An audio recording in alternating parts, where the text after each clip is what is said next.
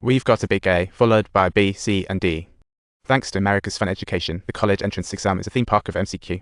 Grab this pen, and you've got a first-class future ticket. Wednesday morning is when our lives are decided in 3 hours, so we should pick our schools, not let them pick us. We choose our schools, we choose our schools. As for the answer source, it's thanks to our Eastern genius, Alan, who flies to Philadelphia to take the test and memorize the answers. Then he sends them back to headquarters, where Parker prints them and the magic pen. 3 hours of time difference is more than enough for some local express delivery. The only problem now is the SAT-4 sections need another genius to prevent burnout. And the only genius Lynn knows is the one who reported himself for cheating. Little Black talk about an awkward situation.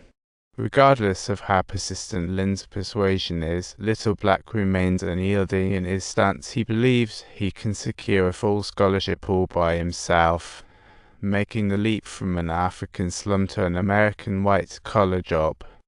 Why should he tarnish his journey by diving into this murky water for a mere trivial gain? He believes the profit is limited, and in Parker's ears, that translates to one word: more money. So that night, Parker decides to hire someone to give Little Black a surprise. They dump Little Black in a garbage can to show this foreign friend that in America, cash is king. The next day, Little Black plays nice and joins the 4-man crew. Teamwork makes the dream work. Parker gets them 2 fake passports and finds a rundown school for them to use as a reference.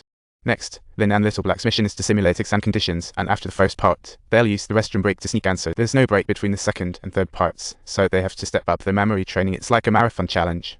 In the 4th part, due to time constraints, they need to turn in their test papers 30 minutes early to make sure the client gets the answer. After all the pre-exam preparations, the after-sales support is crucial. Everyone needs to be ready with excuses for the police. Everyone had prepared heartfelt excuses with the intention of moving others, but Parker's undependable blunder reveals the truth at this crucial moment, causing Little Black to suddenly become suspicious as well. He's never told anyone about being bullied, yet Parker seems to know it all like a best buddy. Feeling used, Little Black storms off dramatically but struts back in with an awkward grin. Parker has already done his homework on him, making the whole situation so cringe. As an undocumented immigrant, Little Black's chances of going back to the slums aren't looking great if things go south. New problems arise because the testing location gets changed last minute.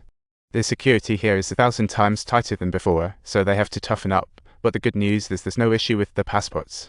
Following their simulation plan, they sneak into the restroom one by one, hiding their phones in waterproof bags in a toilet tank. As they leave, they exchange grins, fully prepared and ready to cash in.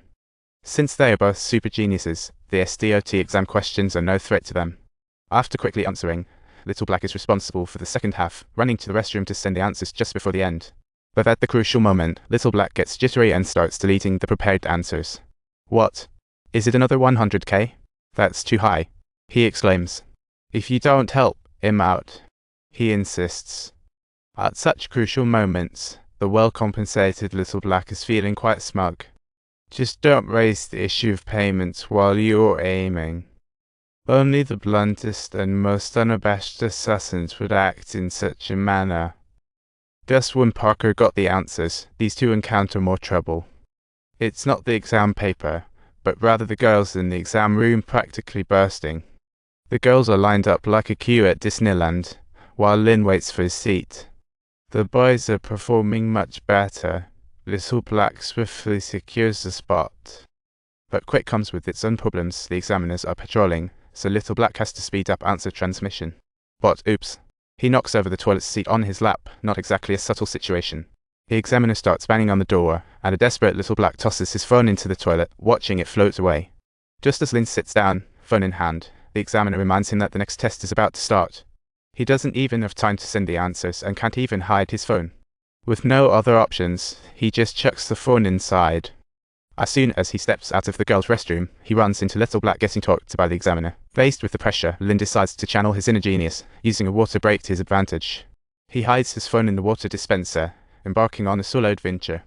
He's about to face multiple challenges, starting with completing the 4th exam as fast as possible. Plus, he needs to ensure he hasn't forgotten the answers to the 2nd and 3rd parts. Don't forget to subscribe to our channel for more exciting content, and don't miss our next adventure.